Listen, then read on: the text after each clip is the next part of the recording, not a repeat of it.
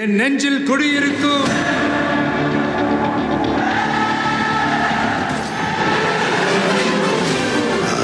தளபதி.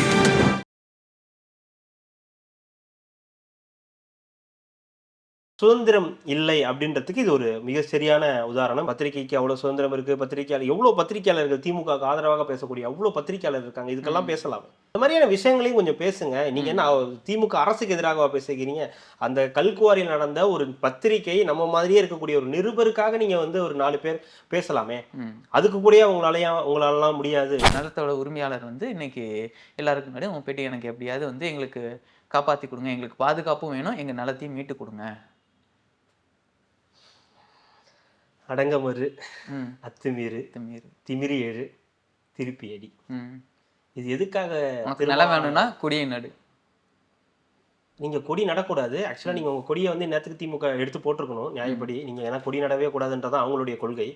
உங்களை அடிச்சாங்கன்னா திருப்பி எடுங்க அப்படின்னு அவர் சொன்னாரு. ஆனா நீங்க யார்கிட்ட போய் இதெல்லாம் பண்ணிட்டு இருக்கீங்க?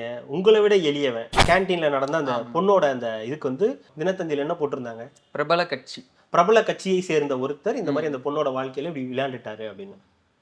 யாரு பிரபல கட்சினா? நீ என்ன பண்ணு, பிரபல கட்சின்னு போடாத, டேஷ் கட்சின்னு போட்டு விட்டுரு.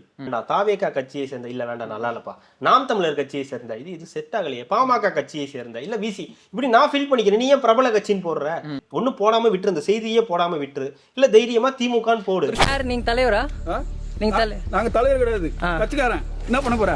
திமுக அசிங்கம் பண்றியா? திமுக நசிங்கம் பண்றியா நீ?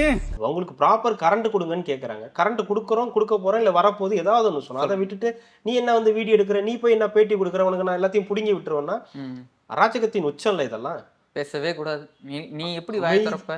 அமைதியா இருக்கணும். அவங்களா தருவாங்க, அவங்களா போடுவாங்க, அவங்களா கண்ணு திறந்து அப்படியா சரி ரைட் அப்படின்னு சொல்லிட்டு போடுவாங்க. அப்பதான் வந்து இதெல்லாம் நடக்கணுமே தவிர நீங்க கேட்டு எதையுமே பெற்றக்கூடாது. 3 நாளா இந்த சாப்பாடு தான் கொடுக்காங்க. 3 நாளா இதே சாப்பாடு தான். இந்த பொங்கல் இது ஒரு உப்புமா கிடையாது. உப்புமா தண்ணியா இருக்கு. நம்ம வந்து கெஞ்சிக்கிட்டே இருக்கணும். இல்லைனாலும் அவங்க பார்த்து ஏதாவது போடுறது தான். அதை நம்ம வாங்கிட்டு வாயை மூடிட்டு வாங்கிட்டு போயிடணும். இல்ல ஜோ, அதுதான் சொல்றேன். இல்ல இலவசங்கள் அது இதுன்னு நம்ம கொடுத்தா இவங்க வந்து வாய் அடங்கிடுவானுங்க. நீங்க கட்சிக்காரர்களை மட்டும் சொல்லாதீங்க, மக்களையும் சேர்த்து கேளு. மக்களையும் சேர்த்து தான் சொல்றேன். நீங்க மக்கள்கிட்டையும் சேர்த்து கேளுங்க. பாடலை கேட்டு அந்த கதை. ஆமா, அந்த அக்கா தான். ஏன்னா உனக்கு ஊர் உலகத்துல வேற ஆளே கிடைக்கலையா? ஒரு இன்ஸ்டாகிராம் இன்ஃப்ளூயன்சரை கூப்பிட்டு, அதுவும் இந்த மாதிரி வீடியோக்களை போடக்கூடிய ஒரு இன்ஸ்டாகிராம் இன்ஃப்ளூயன்சரை கூப்பிட்டு பண்றீங்கன்னா என்ன ஐடியால பண்றீங்கன்னே தெரியலையே. மொழிப்போர் தியாகிகளுக்கும் அவருக்கும் அந்த மீட்டிங்கு சம்பந்தமே கிடையாது. அவர் பேசுனது முழுக்க விஜய் தான். கரெக்ட் தானே? மொழிப்போர் தியாகிக்கு எதுக்கு நீ வந்து சிவாஜி கிருஷ்ணமூர்த்தியை கூப்பிட்ட? அட நீங்க வேற, ஒருத்தர் கூட வந்து கடுப்பாகல. நம்ம எதுக்கு கூப்பிட்டோம், இவர் என்ன பேசணும், ரசிச்சு கை தட்டினாங்க மேடையில உட்காந்துருக்கவங்க எல்லாமே. விஜய் தான் எனக்கு பிடிக்கும். போ பையனூர் பங்களாக்கு போ, பெரிய வீடு தான், நிறைய ரூம் இருக்குது, படுத்துக்க. நாங்களா வேணாம்னா? எனக்கு அதில் பார்த்தோன்னே இரிட்டேட் ஆன விஷயம் என்ன தெரியுமா? அந்த மேடையிலே இருந்த 2-3 பெண்கள் தான். சிவாஜி கிருஷ்ணமூர்த்திகள் தேவை திமுகவிற்கு, சிவாஜி கிருஷ்ணமூர்த்தியான மாதிரியான ஆட்கள் தேவை. அது தாவேகாவினருக்கும் தேவை. அதனால தாவேகாவினர் அதை வரவேற்கணுமே தவிர அதை வந்து இது பண்ற ஒவ்வொரு வார்த்தையும் 100 ஓட்டு. ஆமா, ஒவ்வொரு வார்த்தையும் 100 ஓட்டு. சிவாஜி கிருஷ்ணமூர்த்திகள் அதிகமாகணும் திமுகல. அருமைடா வந்துருச்சு, விட்டுருங்க. ரெட்ரோலுக்ஸ் நேயர்களுக்கு வணக்கம். இன்றைய கார்த்திக் விஷன் நிகழ்ச்சியில் தமிழகத்தில் நடக்கும் அரசியல் நிகழ்வுகளை பற்றி விவாதிக்க. வணக்கம் கார்த்திக். வணக்கம் ஜோ. நல்லா இருக்கீங்களா? சூப்பரா இருக்கேன். தமிழ்நாடு எப்படி இருக்கு? வரேன், தமிழ்நாட்டுக்கு வரேன். அதுக்கு முன்னாடி ரெட்ரோலுக்ஸ்ல முடிச்சிடுறேன். ரெட்ரோலுக்ஸை தொடர்ந்து வந்து சப்ஸ்கிரைப் பண்ணி மோட்டிவேட் பண்ணிக்கிட்டே இருக்கீங்க. அதே மாதிரி இந்த வீடியோவும் பார்க்குறவங்க பண்ணாதவங்க சப்ஸ்கிரைப் பண்ணிட்டு பாருங்க. பார்த்தீங்கன்னா கூடுதல் சந்தோஷமா இருக்கும். தமிழ்நாடு ரொம்ப அருமையா இருக்கு, ரொம்ப அமோகமா இருக்கு, மிகப்பெரிய மாற்றங்களை சந்திக்கிறதுக்கு தயாராகிட்டு இருக்கு.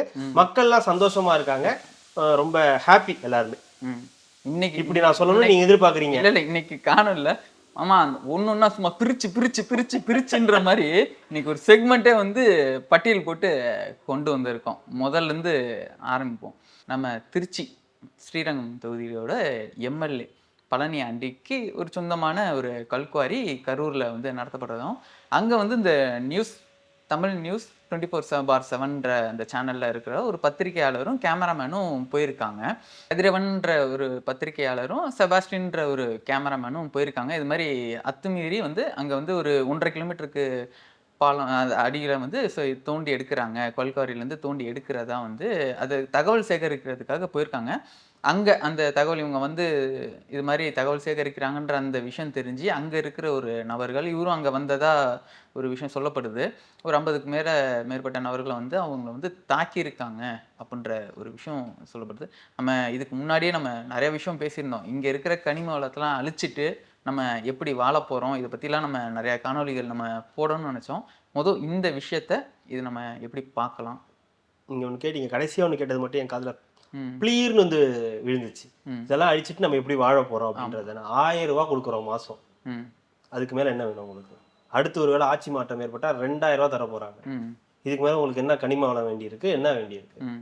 வாங்கிக்கிட்டு நீங்க பாட்டுக்கு வாழ போறீங்க. கனிம வளம் வந்தா எனக்கு என்ன, வரலனா எனக்கு என்ன, பாகிஸ்தான் தோத்தா எனக்கு என்ன கதையா தான். இல்ல மழையை உடைச்சா எப்படி மழை வரும், ஆத்து மண்ணுகள் மாசம் மாசம் எல்லாத்தையும் 1000 ரூபா வரும் இந்த ஆட்சி. இல்லைன்னா அடுத்த ஆட்சி அதிமுக ஆட்சி இருந்தா 2000 வரும்.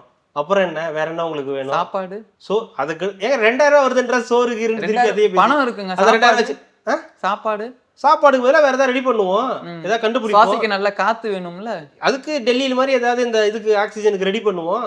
ஆல்ரெடி அதை முடிச்சு விட்டாங்க டெல்லியை. இதுதான் இப்படிதான் இருக்கு. நீங்க சொன்ன மாதிரி news 24x7 news Tamil 24x7 அவங்களுடைய 5வது வருஷம் இப்போ சமீபத்தில் நடந்தது. எல்லாருமே வாழ்த்துக்கள், எல்லா கட்சி தரப்புல இருந்தும் வாழ்த்துக்கள் சொல்லப்பட்டுச்சு. அந்த சேனலுடைய நிருபர் கதிரவன் அப்படின்றவரும் கேமராமேன் செபஸ்டியன் அவர்களும் வந்து கடுமையா வந்து தாக்கப்பட்டிருக்காங்க. திமுக எம்எல்ஏ பழனியாண்டி, ஸ்ரீரங்கம் தொகுதி எம்எல்ஏ இருக்கக்கூடிய பழனியாண்டி அவர்களுடைய ஆதரவாளர்கள், அவருடைய கும்பல்னு சொல்லப்படுது. உறுதியா அவங்க தான் சொல்றாங்க. ஆனா அவர் இருந்தாரா என்ன இல்லையான்றது உறுதியா தெரியல. பட் ஆனால் அவருக்கு சொந்தமான ஒரு கல்குவாரி தான் அது. அங்கே ஏற்கனவே 2023 இது வந்து ஹைகோர்ட்டுக்கெல்லாம் போய் 23 கோடி ரூபாய் வந்து இதெல்லாம் போட்டிருக்காங்க. இதெல்லாம் ஃபைன் கட்டணுன்ற மாதிரி போட்டிருக்காங்க. அதையும் தாண்டி அங்கே வந்து இந்த கல்குவாரியில் அந்த கனிம வளங்களை எடுக்கிறதுன்றது தொடர்ந்து நடந்துக்கிட்டே இருக்குது. இங்கே இருக்கிற இயற்கை வளங்கள் தொடர்ந்து அழிக்கப்பட்டுக்கிட்டே இருக்குது அப்படின்றது தொடர்ந்து நமக்கு இருக்கக்கூடிய எச்சரிக்கை. அது இதற்கு முன்னாடி இங்கே வந்து சென்னையிலேயே ஒரு இடத்துல வந்து இதெல்லாம் அழிக்க பார்த்தாங்க, சில முக்கியமான இடங்களெல்லாம். இதே மாதிரி கன்னியாகுமரியிலையும் ஒரு மலை வந்து வெட்டியை வந்து எடுக்கிற விஷயம் இது தொடர்ந்து நடந்துகிட்டே இருக்கு. இந்த ஆட்சி அந்த ஆட்சின்னு இல்லை, எந்த ஆட்சியிலையும் இந்த மாதிரியான கனிம வளங்கள், இயற்கை வளங்கள் சுரண்டப்பட்டுக்கிட்டே இருக்கு. நம்மளுடைய இயற்கை கொஞ்சம் கொஞ்சமா நம்ம கிட்ட இருந்து போய்கிட்டே இருக்குன்றது நமக்கு இதுல இருந்து தெரியக்கூடிய விஷயம். இது பாருங்க, ஒரு நிருபர் அவர் செய்தி சேகரிக்க போறாரு. அந்த செய்தி சேகரிக்க விடாம அவர் நம்ம வீடியோ இந்த ஆடியோ கேட்டோம். அந்த ஆடியோல அவர் வந்து விட்டுருங்க அண்ணன் அப்படி இப்படின்னு கெஞ்சுறாரு, கதறாரு. அவரை வந்து விடாம அங்க இருக்கிறவங்கலாம் சேர்ந்து அடிச்சு வண்டியில ஏறா வண்டியில அப்படின்னு சொல்லி பண்றாங்க. இப்ப அந்த நிருபரை மீட்டுட்டாங்க. படுகாயங்களோட 2 பேரையும் வந்து மீட்டிருக்காங்க. பல்வேறு கட்சிகள்ல இருந்தும் அதிமுக, தாவேகா, அண்ணாமலை அப்படின்னு சொல்லி எல்லா தரப்புல இருந்தும் எதிர்ப்பு அப்படின்றது, எச்சரிக்கை, கண்டனம் அப்படின்றது வந்துகிட்டு இருக்கு. சுதந்திரம் இல்லை அப்படின்றதுக்கு இது ஒரு மிக சரியான உதாரணம். இதற்கு முன்னாடி ஒரு வருஷத்துக்கு முன்னாடி 2 வருஷத்துக்கு முன்னாடியே ஒரு நிருபர் வந்து வெட்டப்பட்டார். ஒரு போலீஸ் ஸ்டேஷனுக்குலாம் ஃபோன் பண்ணி கூட சொன்னார், இந்த மாதிரி என்னை வெட்ட வராங்க சார், எங்கே ஏதுன்னு டீட்டெயிலாக சொல்கிறதுக்குள்ளேயே அவங்க வந்து விரட்டி இது பண்ணாங்கன்ற நியூஸ்லாம் பார்த்தோம். இப்போ அடுத்து இப்படி ஒரு செய்தி. ஸோ அடுத்து செய்தி சேகரிக்கணும், அடுத்து இந்த மாதிரி விஷயங்களை, உண்மைகளை வந்து உடைக்கணும்னு நினைக்கிறவங்களுக்கு எதிரான ஒரு குரல், ஒரு அடக்குமுறை அதுவும் நடக்குது. அதுவும் ஆட்சியோடைய இறுதி காலத்தில் இருக்கக்கூடிய 1-2 மாதம் தான் இருக்குது தேர்தலுக்குன்ற நிலையில் திமுக நிர்வாகிகளோட இந்த செயல் அப்படின்றது வருந்தத்தக்கது, வன்மையா கண்டிக்கக்கூடியது. மக்கள் பார்த்துக்கிட்டு இருக்காங்க, அந்த சேனலையும் மக்கள் பார்க்குறாங்க. இன்னைக்கு காலையிலேருந்து அவங்களுடைய நிருபரை காப்பாற்றுறதும், அவர் எங்கே இருக்காருன்னு ஏன்னா அவரை கடத்திட்டு போய் இது பண்ணியிருக்காங்கன்னா அவங்க வந்து நியூஸ் சொல்கிறாங்க. இதற்கு அது வந்து ஒரு மூடப்பட்ட ஒரு குவாரின்னா. ஆமாம், மூடப்பட்ட ஒரு குவாரி. அங்கே வந்து இந்த மாதிரியான அரசாங்கம் எந்த ஒரு நடவடிக்கை, அதாவது கனிம வள அந்த அமைச்சர் வந்து இதுக்கான ஒரு எந்த ஒரு இதுவுமே எடுக்கல. ஏன்னா நம்ம ரீசெண்டாக ஒரு காணொலியில பார்த்தோம். என்ன எடுக்கணும், என்னது அதான் எடுக்க தானே கொடுத்துருக்கேன். இல்லை அந்த எடுக்கிறது இல்லைங்க, அதை காப்பாத்துறதுக்காக சொல்கிறேன். காப்பாற்றி நம்ம ரீசெண்டாக நம்ம பார்த்தவங்களா நம்ம ஒரு காணொலியில் பார்த்தோம். ஃபெலிக்ஸ் அவர்கள் வந்து பேசியிருந்தாரு, தமிழ்நாடு வந்து ஒரு ஏடிஎம் மிஷினா வந்து பயன்படுத்திட்டு இருக்காங்க. அதாவது நல்லா புரிஞ்சுக்கணும், இங்கே அதாவது கேரளாவில் போய் ஒரு மலையோ இதுமோ நம்ம வெட்ட முடியாது. எல்லாமே பார்த்தீங்கன்னா இங்கேருந்து எல்லாத்துக்கும் எக்ஸ்போர்ட் பண்ணிட்டு இருக்காங்க. இங்கேருந்து எல்லாத்தையும் ஒரு கட்டத்தில் கொடுத்துட்டீங்கன்னா நாளைக்கு உனக்கு தேவைன்னா நீ எங்கே போவ? பதில் இல்லை. இது கான்செப்ட்ல கண்டென்ட்ல இருக்கிறது என்னன்னா இதுதான். இதுதான். நான் சொல்றது என்னன்னா, இதுக்கு நீங்க கேள்வி கேட்டீங்கன்னா யார்ட்டையுமே இப்போ பதில் கிடையாது. இதை நம்ம விட்டுட்டு ரொம்ப நாள் ஆச்சு. அதெல்லாம் கவனிக்கிறதுக்கோ இது பண்றதுக்கோ இந்த எந்த அரசாங்கத்துக்கும் இங்க இது 2 நேரம் அரசாங்கமும் அது கிடையாது. கை இல்ல, எடுக்கவே இல்லையா? அதுக்கு நேரம் இல்ல. அவங்களுக்கு வேற வேலைகள் இருக்கிறதுனால அதுல இல்ல. கனிம வள அமைச்சர் இவ்வளவு நடந்திருக்கும். இது வரைக்கும் கூட இந்த அமைச்சர் வந்து இது வரைக்கும் அதுக்கான வாய் திறக்கல. என்ன நடக்குதுன்றத பத்தி பேசல. திமுக பிரமுகர்கள் இது வரைக்கும் யாரும் அதுக்கு வந்து பதில் சொல்லாம இருக்காங்க அப்படின்னும் போதே நம்ம புரிஞ்சுக்கலாம் என்ன நடக்குது அப்படின்றது. பத்திரிகைக்கு அவ்வளோ சுதந்திரம் இருக்கு. பத்திரிகையாளர் எவ்வளோ பத்திரிகையாளர்கள் திமுகவுக்கு ஆதரவாக பேசக்கூடிய அவ்வளோ பத்திரிகையாளர் இருக்காங்க. இதுக்கெல்லாம் பேசலாமே, இதை பற்றியெல்லாம் பேசலாமே. எவ்வளோ விஷயங்கள் நீங்கள் உங்களை வந்து வெறுமனே விஜயை எதிர்க்கிறதுக்காகவும் அதிமுக ஒன்றுமே கிடையாதுன்னு பேசுறதுக்காக மட்டும் உங்களை வச்சு இல்லை. இந்த மாதிரியான விஷயங்களையும் கொஞ்சம் பேசுங்க. நீங்கள் என்ன திமுக அரசுக்கு எதிராக பேசுகிறீங்க? அந்த கல்குவாரியில் நடந்த ஒரு பத்திரிகை நம்ம மாதிரியே இருக்கக்கூடிய ஒரு நிருபருக்காக நீங்கள் வந்து ஒரு 4 பேர் பேசலாமே. அதுக்கு கூட உங்களாலலாம் முடியாது. உடனே இது நீங்கள் ஒரு யோசிச்சு பாருங்க. இது வேற ஏதாவது ஒரு கட்சியில் நடந்து ஒரு அதிமுகல, ஒரு தாவேக்கால, ஒரு நாம் தமிழர் கட்சியில, ஒரு பாமகல இப்படி நடந்திருந்தா நீங்க எல்லாம் அமைதியா இருந்திருப்பீங்களா? இந்நேரத்துக்கு கொதிச்சு போய் இந்நேரத்துக்கு போய் போஸ்ட் போட்டிருப்பீங்க. உடனே ஒரு செய்தியாளர்லாம் இருக்காரு. விஜய்க்கு எதனா ஒரு நியூஸ்னா உடனே அவரோட இது போஸ்ட் போட்டுருவாரு. ஃபர்ஸ்ட் போஸ்டே அவர் போட்டுருவாரு. இது கோர்ட்ல நடந்துகிட்டு இருக்கும், இல்ல ஏதாவது ஜனநாயகனா இருக்கும், ஏதாவது ஒரு விஷயம் விஜய் உடனே எடுத்து போடுவாங்க. ஆனா இந்த மாதிரி விஷயங்கள்ல ஒண்ணு கூட அதை பத்திலாம் வந்து பேசுறதே கிடையாது. நீங்க இன்னைக்கும் பாருங்க, இன்னைக்கு ஈவினிங் விவாதம் வைப்பாங்கல்ல, என்ன வைப்பாங்க? தேமுதிக யாருடன் கூட்டணி, தேமுதிகவுடைய பர்சன்டேஜ் என்ன, தேமுதிக என்ன, தேமுதிக வீணா போயிடுச்சு, அதுக்கு போய் என்ன நீங்க பேச போறீங்க?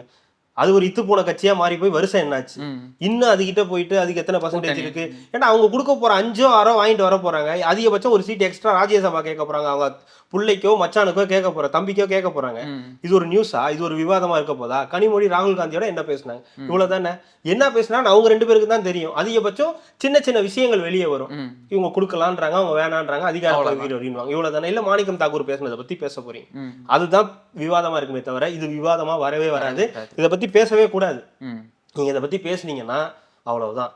யூ ஆர் ஆன்டி இண்டியன் அப்படின்ற மாதிரி ராஜா சொல்ற மாதிரி தான். யூ ஆர் ஆன்டி இண்டியனா ஆன்டி டிஎம்கேவா மாறிடும். அதுக்கு அந்த நிலைப்பாடு மட்டும் சேனல்ஸ் எடுக்கவே மாட்டாங்க. அது வந்து உறுதியா நடக்காது. ஆனா இந்த மாதிரி நிருபர்களுக்கு இப்படி நடக்கிறது ஊடகத்துக்கு எதிரான ஒரு வன்முறை. அதுவும் ஒரு ஆளுங்கட்சியா இருக்கும்போது, ஆளுங்கட்சியோட இறுதி கட்டத்துல நடக்கும்போது ஆளுங்கட்சிக்கு மிகப்பெரிய கெட்ட பெயர். அதை எப்படி சமாளிக்கிறாங்கன்றத பார்ப்போம். இதெல்லாம் மக்கள் பார்த்துக்கிட்டு இருக்காங்க. இல்லை, இங்கிட்ட இருந்து ஒரு சைடு வந்து சுரங்கம் தோண்டி எடுக்கிறாங்கன்னா, புதுக்கோட்டையில் ஒரு இடத்துல பார்த்தீங்கன்னா ஒரு 1.5 ஏக்கர் நிலம் வந்து விவசாயம் பண்ணிட்டு இருந்திருக்காங்க. ஒரு 10-15 வருஷமா விவசாயம் பண்ணியிருக்காங்க. கடந்த ஒரு 3 வருஷமா பார்த்தீங்கன்னா விவசாயம் பண்ணவே இல்லை. அதில் என்ன பண்ணிட்டாங்கன்னா, அவங்க தெரிஞ்சவங்க யார்கிட்டோ இது பண்ணியிருக்காங்க. அவங்க என்ன பண்ணியிருக்காங்கன்னா ஒரு குடிசை போட்டிருக்காங்க. என்னடா இது குடிசை போட்டிருக்கீங்கன்னா, இல்லை இந்த இடம் நாங்கள் வாங்கிட்டோம். அதாவது அவங்க தெரிஞ்சவங்களுக்குள்ளேயே இந்த இடத்த நாங்கள் வாங்கிட்டோம், அவர்கிட்ட வாங்கிட்டோம், என் சித்தப்பாவோ பெரியப்பா கிட்ட இருந்து நாங்கள் வாங்கிட்டோம் அப்படின்னு சொல்லியிருக்காங்க. இல்லைன்னு சொல்லி அந்த குடிசையை கலைச்சி போட்டுறாங்க. இவங்க போய் காவல் நிலையத்தில் புகார்லாம் கொடுத்துருக்காங்க. திருப்பி அவங்க சமரசம் பண்ணி பேசி வச்சுருக்காங்க. திருப்பி 2 நாளில் திருப்பி வந்து அவங்க இன்னொரு கூடாரம் போட்டு விசிகா கொடின்னு நட்டுட்டு போயிட்டாங்க. இதுக்கு மேலே நீ வந்து கையை வைக்கக்கூடாது, கையை வச்சின்னா உன்னால் அந்த பிசிஆர் ஆக்ட் போட்டு நாங்கள் வந்து சிறுபான்மைக்கு தான் நீ வந்து இந்த மாதிரி இது பண்ணிகிட்ருக்கேன்னா பிசிஆர் ஆக்ட் போட்டு நாங்கள் வந்து உங்களை வந்து கேஸ் ஃபைல் பண்ணுவோம் அப்படின்னா, அவரு இன்னைக்கு வந்து அந்த நிலத்தோட உரிமையாளர் வந்து இன்னைக்கு எல்லாருக்கும் முன்னாடி உங்கள் பேட்டி எனக்கு எப்படியாவது வந்து எங்களுக்கு காப்பாற்றி கொடுங்க, எங்களுக்கு பாதுகாப்பும் வேணும், எங்கள் நிலத்தையும் மீட்டு கொடுங்க. அடங்கமறு, அத்துமீறு, திமிரி எழு, திருப்பி அடி. இது எதுக்காக? நிலம் வேணும்னா கொடியை நடு. நீங்க கொடி நடக்கூடாது. ஆக்சுவலா நீங்க உங்க கொடியை வந்து நேரத்துக்கு திமுக எடுத்து போட்டிருக்கணும் நியாயப்படி. நீங்க ஏன்னா கொடி நடவே கூடாதுன்றதான் அவங்களுடைய கொள்கை. உங்களுக்கு ஊர்ல எங்கேயுமே கொடி நடுறதுக்கு உரிமை இல்லைன்னு தான் அவங்க சொல்லிக்கிட்டு இருக்காங்க. ஆனா ஏதோ ஒரு இடத்துல ஒரு ஏமாந்த இடம் என்ன ஆளா பார்த்து ஒரு கொடியை வந்து நட்டு வச்சுட்டு போயிருக்காங்க. இந்த நான் சொன்ன திருமாவளவன் அவர்கள் சொன்னிய அந்த வார்த்தையாக்கில அடங்கமறு அத்துமீறலாம் எதுக்கு சொன்னாருன்னா, உங்களை அடக்குமுறைக்கு ஆளாக்குறவங்கள்ட்ட இருந்து நீங்க அடங்க மறுங்க, திமிரி எழுங்க, உங்களை அடிச்சாங்கன்னா திருப்பி எடுங்க அப்படின்னு அவர் சொன்னாரு. ஆனா நீங்க யார்கிட்ட போய் இதெல்லாம் பண்ணிட்டு இருக்கீங்க? உங்களை விட எளியவன், உங்கள்கிட்ட அரசியல் அதிகாரம் இருக்கு, அவங்ககிட்ட இல்லாதவன்ட்ட பயந்தவன்ட்ட ஒரு ஏழை எளியவன்ட்ட போயிட்டு உங்களோட அதிகாரத்தை வந்து காட்டுறீங்க. இது வந்து இதுதான் நீங்க உங்க தலைவருக்கு நீங்க செய்யக்கூடிய ஒரு சிறப்பா? இதுதான் உங்க தலைவர் உங்களுக்கு சொல்லி கொடுத்தாரா? உங்களை பிஹெச்டி படிக்க வச்சுட்டேன், நீங்க வந்து பால்வாடி கிட்ட போகாதீங்க அப்படின்னு சொல்லி அவர் வந்து ரொம்ப கோவப்படுறாரு. இதுதான் நீங்க உங்களை பிஹெச்டி படிக்க வச்ச இதுவா? இதுதான் நீங்க உங்க தலைவருக்கு சொல்லக்கூடிய செய்தியா? இது எங்க பார்த்தாலும் நடக்குதுங்க. இது விடுதலை சிறுத்தைகள்னு கிடையாது, எல்லா கட்சியிலையுமே இதுல வந்து நடக்குது. இதுல இன்னைக்கு விடுதலை சிறுத்தைகள் வெளியில வந்து அந்த இளைஞர் வந்து பேசியிருக்காரு, பேட்டி கொடுத்துருக்காரு. ஸோ தெரியுது இதெல்லாம் எங்கெங்க இப்போ கந்தர்வக்கோட்டை புதுக்கோட்டையில இப்படி ஒரு சம்பவம் நடக்குதுன்றது இப்படி ஒரு வெளிச்சத்துக்கு வந்திருக்கு. அவர் உயிருக்கு பாதுகாப்பு, அவர் கேட்குற மாதிரி உயிருக்கு பாதுகாப்பு இருக்கணும், அவருடைய இல்ல நிலத்தை ஸ்டேஷன் போனாலும் நாங்க வந்து ஆளுங்கட்சியோட complaint கூட்டணியில எடுக்கிறோம். இருக்காங்க. இல்ல ஜோ, ஆளுங்கட்சியோட கூட்டணியில இருக்காங்க. ஸோ இதை வச்சு அவங்களால வந்து மிரட்ட முடியும். கிட்டத்தட்ட விடுதலை சிறுத்தைகள் இருக்கிறவங்களே எளிமையானவர்கள் தான், பெரிய வசதி வாய்ப்புகள் இல்லாதவங்க, அதிகாரம் இல்லாதவங்க அப்படின்னு நம்ம சொல்றோம். ஆனா ஒரு சிலரால ஒட்டுமொத்த அந்த விடுதலை சிறுத்தைகள் கட்சிக்கே இது வந்து ஒரு கெட்ட பேர். ஸோ விடுதலை சிறுத்தைகள் கட்சியில எவ்வளோ நல்ல நபர்கள் இருக்காங்க, நல்ல அரசியல் தலைவர்கள் இருக்காங்க, திருமாவளவன் மாதிரியே நல்ல அரசியல் தலைவர்கள் இருக்காங்க. ஆனா யோசிச்சு பாருங்க, இந்த மாதிரியான சம்பவங்கள் அவங்களை எவ்வளவு டாமினேட் பண்ணுது பாருங்களேன். ஏதோ ஒரு ரவுடி கட்சி, ஏதோ ஒரு வந்து அதிகாரத்தை வச்சு மிரட்டுற கட்சின்ற மாதிரியான ஒரு தோரணை வந்து மாறுது. இது கிட்டத்தட்ட எல்லா கட்சியிலும் இந்த மாதிரி ஆட்கள் இருப்பாங்க. ஆனா இது வந்து இது விடுதலை சிறுத்தைகளுக்கு நடக்கும்போது இது இன்னும் அதிகமா போய் சேரும். ரொம்ப எளிதா வந்து திருமாவளவன் மீது இந்த மாதிரியான விஷயங்களை வந்து வச்சுட்டு போயிடுவாங்க. இது வந்து அவங்களுக்கும் அந்த அவங்களுடைய தலைவருக்கும் தான் கெட்ட பேரு.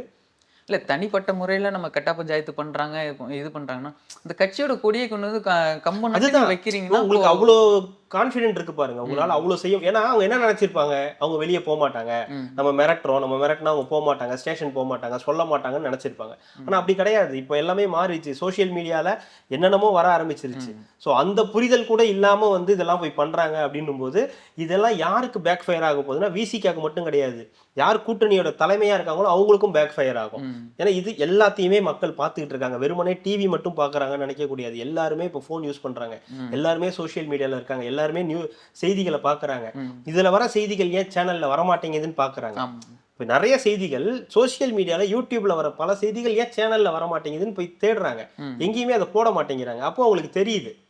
இப்போ நந்தனத்துல அந்த கேன்டீன்ல நடந்த அந்த பொண்ணோட அந்த இதுக்கு வந்து கிட்டத்தட்ட 4 பேரும் 5 பேரும் வந்து கூட்டுப்பாலியல் பலாத்காரம் பண்ணியிருக்காங்க. அதுல இன்னைக்கு நம்ம காலையில பேப்பர்ல என்ன படிச்சோம், தினத்தந்தியில என்ன போட்டிருந்தாங்க, பிரபல கட்சியை சேர்ந்த ஒருத்தர் இந்த மாதிரி அந்த பொண்ணோட வாழ்க்கையில இப்படி விளையாண்டுட்டாரு அப்படின்னு. யாரு பிரபல கட்சினா, நீ என்ன பண்ணு, பிரபல கட்சின்னு போடாத, டேஷ் கட்சின்னு போட்டு விட்டுரு. நம்ம காலையிலே பேசிட்ட மாதிரி தான், நீ டேஷ் கட்சின்னு போட்டு விட்டு நான் ஃபீல் பண்ணிக்கிறாங்க எனக்கு பிடிச்ச மாதிரி. அதிமுக கட்சியை சேர்ந்த இல்ல, திமுக கட்சியை சேர்ந்த இல்ல வேண்டாம், தாவேகா கட்சியை சேர்ந்த இல்ல வேண்டாம் நல்லா இல்லப்பா, நாம் தமிழர் கட்சியை சேர்ந்த இது செட் ஆகலையே, பாமக கட்சியை சேர்ந்த இல்ல விசி, இப்படி நான் ஃபீல் பண்ணிக்கிறேன். நீ ஏன் பிரபல கட்சின்னு போடுற, ஏன் பிரபல ஹோட்டல், மிகவும் பிரபலமான அந்த எதுக்கு ஒண்ணு போடாம விட்டுரு, அந்த செய்தியே போடாம விட்டுரு, இல்ல தைரியமா திமுகன்னு போடு. செய்தினா செய்தியாவே நீ வெளியிடு. அது ஏன் அவ்வளவு பயம் எதுக்கு? திமுக நீங்க என்ன சொல்ல போறீங்க, திமுக கட்சியை சேர்ந்தன்னு ஒருத்தர் சொல்ல போற, இதுல என்ன உனக்கு இருக்கு, பிரபல கட்சியை சேர்ந்த இன்னார் இப்படி வந்து செஞ்சுட்டாரு அப்படின்னு. இதுல எனக்கு புரியவே இல்லை. இப்போ பிரபலமான கட்சினா மக்கள் எதுன்னு புரிஞ்சுப்பாங்க. எல்லாமே பிரபலமான கட்சி தான் தமிழ்நாட்டுல. மிக பிரபலமான கட்சி இல்ல ஆளுங்கட்சி இல்ல எதிர்கட்சி இல்ல புதுசாக வரக்கூடிய கட்சி அப்படின்னு ஏதாவது ஒண்ணு போடலாம். அதுவும் கிடையாது. பத்திரிகைனால என்னங்க புதுசா நீங்க நியூஸை உண்மையா போடணும். நீங்க பிரபல கட்சின்னு போறதுல என்ன நியூஸ் இருக்கு, அதுல என்ன தெரிஞ்சுப்பான், அவன் ஒன்றும் தெரிஞ்சுக்க போறது இல்லை. அவர் திமுக நிர்வாகின்றது எல்லாருக்கும் வந்து தெரியுது. ஆனா அது நியூஸ்ல வர மாட்டேங்குது இல்ல உங்களுக்கு, அது நியூஸ்ல திமுக நபர்னோ வர மாட்டேங்குது. யாரும் என்ன சொல்லுவாங்க, அவர் திமுக கட்சியை சேர்ந்தவர் இல்ல, திமுக அனுதாபி, அவர் வந்து கட்சி உறுப்பினர்லாம் கிடையாது, சும்மா இன்னும் போட்டோ எடுத்துப்பாரு வருவாரு போவாரே தவிர அவர் வந்து உறுப்பினர் கிடையாது, அனுதாபின்னுவாங்க. இந்த மாதிரியான செய்திகள் தான் இப்ப நடக்குது. இது எல்லாமே ஆளுங்கட்சிக்கு எதிரான ஒரு செய்திகளா தான் போயிட்டு இருக்கு. இதை கவனிக்கிறாங்களா இல்ல வேற எதுவும் பிரச்சனைகள் இருக்காங்களா? ஏன்னா தேர்தல் வந்துருச்சுன்றதுனால கூட்டணி, காங்கிரஸுடன் கூட்டணி, தேமுதிகவுக்கு கூட்டணின்றதான் போயிட்டு இருக்கே தவிர இந்த மாதிரி கட்சி பணிகள்ல கொஞ்சம் கவனிக்கிறது இல்லை போல. ஏன்னா போயிட்டு இருக்கு. ஏன்னா எல்லாருமே வந்து கண்டனம் தெரிவிச்சிட்டாங்க இந்த குவாரி விஷயத்துக்கு. அதே மாதிரி இந்த திமுக பிரமுகர்னு இந்த ஆள்ன்றது எல்லாருக்கும் தெரியுது. ஆனாலும் யாரும் எதுவும் கண்டனங்கள் தெரிவிக்கல. இதுவே ஒரு புது கட்சி தாவேகாவா இருக்கட்டும் இல்ல அதிமுக வந்து இந்நேரத்துக்கு அது பெரிய அளவுக்கு எக்ஸ்போஸ் பண்றாங்கல்ல, திமுக இருந்து பெரிய அளவுக்கு எக்ஸ்போஸ் பண்றாங்களே, அது ஏன் மற்ற கட்சிகள் பண்ண மாட்டேங்கிறாங்க? இப்போ அதிமுக இப்படி ஒரு நடந்து சரி வேண்டாம், தாவேகால இப்படி ஒரு சம்பவம் நடந்து அது தாவேகா பிரமுகரா இருந்தா நேரத்துக்கு திமுக இருக்கக்கூடிய அத்தனை பேரும் அதை வந்து எவ்வளவு அளவுக்கு எக்ஸ்போஸ் பண்ணியிருப்பாங்க, செய்திகள் வரைக்கும் கொண்டு வந்திருப்பாங்க. ஆனா இந்த எதிர்கட்சிகள் அதை பண்றதே கிடையாது. அது திமுக காரன்னு தெரிஞ்சாலும் அதை எக்ஸ்போஸ் பண்றது இல்லை. நல்ல வேளை இந்த கல்குவாரி மேட்டர்ல இப்ப எல்லாருமே இணையத்துல வந்து போட ஆரம்பிச்சிருக்காங்க. நல்ல எல்லா எதிர்கட்சிகளும் பேசியிருக்காங்கன்றது முக்கியமான விஷயம். தாவேகா உட்பட எல்லா கட்சிகளுமே வந்து பேசியிருக்காங்க. அதிமுக இருந்து ஜெயக்குமார், அண்ணாமலை, தாவேகால இருந்து ராஜ்மோகன் எல்லாருமே அறிக்கைகள் கொடுத்துருக்காங்க. சந்தோஷம். ஏன்னா ஒரு மெயின் ஸ்ட்ரீம் மீடியாவோட ஒரு நிருபர் தாக்கப்படுறாருன்றது சாதாரண விஷயம் கிடையாது. அதுவும் இவ்வளோ ஓப்பனான இந்த ஊர்ல ஒரு நிருபர் வந்து ஒரு 50 பேரால தாக்கப்படுறாருன்றது சாதாரண விஷயம் கிடையாது. அது எளிதாக கடந்து போற விஷயமும் கிடையாது. அதே மாதிரி தான் இந்த நிலம் சம்பவமும் இதெல்லாம் அங்கங்க நடந்துகிட்டே இருக்கு. நிறைய விஷயங்கள் வெளியே வரதில்ல, அது வெளியே வந்து. அப்போ சின்ன சின்ன பத்திரிகையோட நிலைமையெல்லாம் யோசிச்சு பாருங்க. உண்மையை பேசணும்னு நினைச்சு வர சின்ன சின்ன பத்திரிகையோட நிலைமையெல்லாம் யோசிச்சு பாருங்க. கஷ்டம், ரொம்ப ரொம்ப கஷ்டம். இங்கே இப்படி ஒன்று நடந்துச்சுன்னா கொடிக்கம்பம் நட்டினாங்கன்னா, இங்கிட்டு ஸ்ரீபெரும்புத்தூரில் பார்த்தீங்கன்னா இந்த இருளர் சமூகத்துக்கு சேர்ந்த அந்த வீடெல்லாம் கட்டி கொடுத்துருக்காங்க. அங்கே வந்து சரியான அந்த மின் இணைப்பை வந்து கொடுக்கல, கொக்கி போட்டு தான் எல்லாம் எடுத்துக்கணும், எங்களுக்கு சரியான மின் இணைப்பை வந்து கொடுங்கன்னு சொல்லி கேட்டிருக்காங்க. அதுக்கு ஒட்டுமொத்தமாக உங்களுக்கெல்லாம் புகாராக கொடுக்குறீங்க, உனக்கு கரண்ட்டே இல்லடான்னு சொல்லி மொத்தமாகவே கட் பண்ணிட்டாங்க. அவரும் திமுக நிர்வாகி கரெக்டா? அதுவும் அடிச்சு கேட்குறாங்க, என்ன நீங்கள் என்ன அதிகாரியா? நான் திமுக காரன் தான். நீ அசிங்கப்படுத்த வந்திருக்கியா? யார் நீங்க தலைவரா? நீங்க நாங்க தலைவர் கிடையாது, கட்சிக்காரன். என்ன பண்ண போற? திமுக அசிங்கம் பண்றியா? திமுக அசிங்கம் பண்றியா நீ? எனக்கு தெரிஞ்சோ தெரியாமலும் இன்னைக்கு எல்லாமே பாருங்களேன், திமுக எல்லாமே நியூஸ் தமிழ்ல வந்த நியூஸ் தமிழ் 24/7 வந்த நியூஸ், எல்லாருமே திமுக ஆட்கள், திமுக கூட்டணியை சேர்ந்த ஆட்களா இருக்காங்க. யோசிச்சு பாருங்க. இன்னைக்கு ஃபர்ஸ்ட் பேசின நியூஸ் கல்குவாரி நியூஸ் தமிழோடது, அடுத்தது வந்த நியூஸும் இந்த விசிகா சம்பந்தப்பட்டது நியூஸ் தமிழ்ல வந்தது. இது காலையிலே இந்த இருளர் சம்பந்தமான நியூஸ் வந்துச்சு, இதுவும் நியூஸ் தமிழ்ல தான் வந்துச்சு. அவரும் திமுக நிர்வாகி, அவரும் வீடியோ எடுக்கிறாரு. என்ன பண்ணுவ, அசிங்கமா வேற பேசுறாங்க. அவரும் அந்த நியூஸ் தமிழோட ரிப்போர்ட்டர் தான், அவரும் சார் இப்பெல்லாம் அசிங்கமா பேசாதீங்க அப்படின்னு அவரும் வந்து வார்ன் பண்றாரு. ஸோ இருளர் குடியிருப்புக்கு கரண்ட் இல்லைன்னு சொல்லி அவங்க பேட்டி கொடுத்துருக்காங்க. இது ஒரு பத்திரிகையோட வேலை. அவங்க போய் சொன்னதுக்கு அதை வந்து நியூஸா போட்டிருக்காங்க. பேட்டியா கொடுக்குற அவனுக்கு கொடுக்கவே மாட்டேன்னு சொல்லி அந்த கரண்ட்டை பிடிங்கி அவங்களையெல்லாம் இருளர்ல அதனால இருட்டில் வந்து இருக்க வச்சுட்டாங்க அப்படின்ற ஒரு செய்தி. சமூக நீதி அரசு இருளர்களுக்கு இருட்டு தான் வந்து கொடுத்துருக்கு. இதுவும் திமுக நிர்வாகிகள் அதில் போய், அதாவது சின்ன சின்ன நபர்கள் கூட எவ்வளோ அதிகாரம் மிக்கவர்களாக இருக்காங்க. உங்களோட அதிகாரத்தை எல்லாம் காட்டக்கூடிய இடம் ஏழை எளியவர்கள். அங்கே யார் இருளர்கள்? யார்? ரொம்ப ஏழை எளிய மக்கள் தான். அவங்களுக்கு ஒரு வீடு கட்டி கொடுக்குறீங்க, அந்த வீடுக்கு வெளிச்சம் வேணும் இல்லையா? வெறுமனே வீடு கட்டி கொடுத்துட்டோன்னா அங்கேருந்து கொக்கி போட்டு இது பண்ணி கொடுத்துடுறீன்றீங்க. அவங்களுக்கு ப்ராப்பர் கரண்ட் கொடுங்கன்னு கேட்குறாங்க. கரண்ட் கொடுக்க போகிறோம் இல்லை வரப்போது ஏதாவது ஒன்று சொன்னோம், அதை விட்டுட்டு நீ என்ன வந்து வீடியோ எடுக்கிற, நீ போய் என்ன பேட்டி கொடுக்குற, உனக்கு நான் எல்லாத்தையும் பிடுங்கி விட்டுருவேன்னா அராஜகத்தின் உச்சம் இல்லை இதெல்லாம். பேசவே கூடாது. நீ எப்படி வாய் திறப்ப? அமைதியா இருக்கணும். அவங்களா தருவாங்க, அவங்களா போடுவாங்க, அவங்களா கண்ணு திறந்து அப்படியா சரி ரைட் அப்படின்னு சொல்லிட்டு போடுவாங்க. அப்போதான் வந்து இதெல்லாம் நடக்கணுமே தவிர நீங்க கேட்டு எதையுமே பெற்றக்கூடாது. அதுவும் இருளர் சமூகத்தினர்கிட்ட இந்த மாதிரி நடக்குது. ஜெய்பீம் படம்லாம் பார்க்குறோம், ஜெய்பீம் படத்துக்கு வாழ்த்துக்கள்லாம் சொல்றோம், அவங்க இந்த நடிகர்களுக்கு அரசெல்லாம் விருதெல்லாம் அறிவிக்கிறோம், தமிழ்நாட்டு அரசுடைய விருதுகள்லாம் அறிவிக்கிறோம். ஆனாலும் அந்த நபர்களுக்கு இருக்கக்கூடிய பிரச்சனை அதான் சொல்றேனே. திமுக அரசு எனக்கு ஒரு விஷயம் புரியல. ஏன்னா ஒரு விஷயம் கோவம் தான் வருதுன்ற மாதிரி நம்ம வச்சுக்கலாம். எப்படின்னா நம்ம வந்து கெஞ்சிக்கிட்டே இருக்கணும், இல்லைனாலும் அவங்க பார்த்து ஏதாவது போடுறது தான், அதை நம்ம வாங்கிட்டு வாயை மூடிட்டு வாங்கிட்டு போயிடணும். அதுதான் சொல்றேன். இல்ல இலவசங்கள் அது இதுன்னு நம்ம கொடுத்தா இவங்க வந்து வாய் அடங்கிடுவானுங்க. நீங்க கட்சிக்காரர்களை மட்டும் சொல்லாதீங்க, மக்களையும் சேர்த்து கேளு. மக்களையும் சேர்த்து தான் சொல்றேன். நீங்க மக்கள்கிட்டையும் சேர்த்து கேளுங்க. இவ்வளவு நடந்துமே மக்கள் வந்து இது பண்றது இல்லையே. ஏதோ ஒண்ணு வந்து இவங்க பேசினதுக்கு அப்புறம் அவங்க மனம் மாறி ஓட்டு போட தானே செய்யறாங்க. 2 கழகங்களுக்கும் ஓட்டு போட செஞ்சாங்க. கழகங்களுக்கு ஓட்டு போடாதீங்கன்னு சொல்லல, உங்களுடைய உரிமைகளையே விட்டு கொடுத்து திருப்பி உங்ககிட்ட வந்து நிற்கும் போது திருப்பி அவங்களுக்கு நீங்க ஓட்டு போட்டு ஜெயிக்க வச்சீங்கன்னா, இல்ல காசை வாங்கிட்டு நீங்க ஓட்டு போட்டு ஜெயிக்க வச்சீங்கன்னா இதான் நிலைமை, இப்படிதான் நடக்கும். நீங்க கடைசி வரைக்கும் இப்படிதான் இருக்கணும், நாங்க மேல இருந்து உங்களுக்கு எப்ப நினைக்கிறோமோ அப்பதான் அருள் வாக்கு தருவோம், நாங்க கண்ணை திறக்கிற வரைக்கும் நீ வந்து அங்க கை கூப்பி நின்றுகிட்டு தான் இருக்கணும் தான் அவங்க நினைப்பாங்க. ஸோ அந்த சமூகத்துக்கு இழைக்கப்பட்ட ஒரு அநீதி, அதுவும் ஆளுங்கட்சியை சார்ந்த ஒரு நபர், அதே மாதிரியான வேலை, அதே அதிகாரம், அதே எதேச்சை அதிகாரத்தில் இருக்கிறதுனால இதெல்லாம் நடக்குது. ஒன்றும் பண்ண முடியாது. இல்லை, தூய்மை பணியாளர்கள் வந்து எங்களுக்கு ஊதிய உயர்வு வந்து ஏற்றி கொடுங்கன்னு தான் கேட்டாங்க. அவங்களுக்கு நான் சோறு போடுறேன், நான் கேட்டது ஒன்று, நீ சரி சோறு போட்ட அதாவது ஒழுங்கா போட்டியா? இன்னைக்கு அவங்களும் வந்து குப்பையில் கொட்டுறாங்க. இதை சாப்பிட்டு எனக்கு 1 வாரம் ஃபுட் பாய்சன் ஆகுது, நான் கேட்டேன்னா 3 நாளா இந்த சாப்பாடு தான் கொடுக்காங்க. 3 நாளா இதே சாப்பாடு தான். இந்த பொங்கல் இது ஒரு உப்புமா கிடையாது. உப்புமா தண்ணியா இருக்கு, வாடை வருது. இல்ல பச்சடி கிச்சடி அது ஒண்ணு கிடையாது, தண்ணியா தான். சாப்பாடுக்கு 100 ரூபா தான். இந்த சாப்பாடு பொழுது எங்களுக்கு ஆக்சுவலா உங்ககிட்ட நான் சோறு கேட்டேன்னா இல்ல இது என்னன்னா இந்த தூய்மை பணியாளர்களுக்கு உணவுன்றது ஒன்று அறிவிச்சாங்க இல்லையா, அதுக்கும் இதுக்கும் சம்பந்தமே கிடையாது. அதுல எந்த லாஜிக்குமே கிடையாது. முதல்ல தூய்மை பணியாளர்கள் கேட்டது ஊதிய உயர்வு, அதை நீங்க கொடுக்கல. அவங்க கேட்ட இதை நீங்க கொடுக்கல. அதுக்கு பதிலா நாங்க சாப்பாடு போடுறோம், காஃபி கொடுக்குறோம், டிஃபன் கொடுக்குறோம் நீங்க. ஆனா அதையும் கூட 3 ஷிஃப்டா கொடுத்தாங்க, காலை மதியம் இரவு அப்படின்னு கொடுத்தாங்க. இப்போ காலையில போறவங்களுக்கு அந்த மாதிரி. ஆனா அதுவுமே டைமுக்கு கிடையாது. இப்போ டிஃபன்னா நம்மளாம் எத்தனை மணிக்கு சாப்பிடுவோம்? 8 மணி 9 மணிக்குள்ள சாப்பிடுவோம். 7ல இருந்து 9 மணிக்குள்ள சாப்பிடுவோம். ரொம்ப இதுவாங்க 10 மணி வரை இந்த மாதிரிலாம் சாப்பிடுவாங்க. அவங்க காலையில வேலை செய்யறவங்களுக்கு நீங்க எத்தனை மணிக்கு அவங்க ஷிஃப்ட்டுக்கு போறாங்களோ அப்பதானே தரணும். அவங்க ஷிஃப்ட் முடிஞ்சு கிளம்புற வரைக்கும் இந்த டிஃபன் வரது கிடையாது. உங்களுக்கு அவங்க கிளம்பி போக போறாங்க ஒரு 10 மணி 11 மணி, அப்ப டிஃபன் வந்து யார் சாப்பிட போறா? மதியான லஞ்சும் அந்த மாதிரி தான்.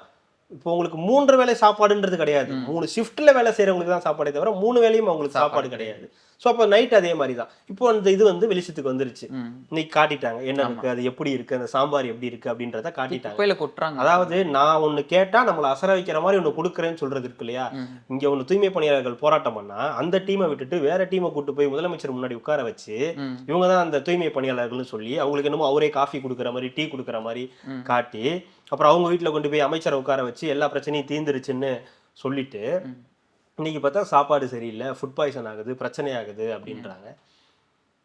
தெரியல இது எதை நோக்கி போயிட்டு இருக்குன்னே தெரியல. அதுதான் சொல்றேனே, இதெல்லாம் இப்போ புரியாது, வீட்டுக்கு போனாதான் புரியும்னு கவுண்டமணி சொல்ற மாதிரி ஒரே குழப்பமா இருக்கு. இல்ல இந்த பிரச்சனைக்கு உள்ளாகிறவங்களும் முதல்ல அந்த விஷயம் யோசிக்கணும்ல. நம்மளுக்கு இலவசம் கொடுத்துதான் இன்னைக்கு கெஞ்ச வச்சுக்கிட்டு இருக்கு. இல்ல அவங்கள்ட்ட ஆப்ஷன் இல்ல. அவங்க வேற என்ன பண்ணுவாங்க? ஏழை எளிய மக்கள் என்ன அவங்களுடைய அன்றாட தேவையை தான் அவங்க பார்ப்பாங்க. இப்போ அவங்கள போயிட்டு நீங்க வந்து மாத்தணும் அப்படின்னா நீங்க நம்ம நினைக்கிறதே வந்து கஷ்டம்.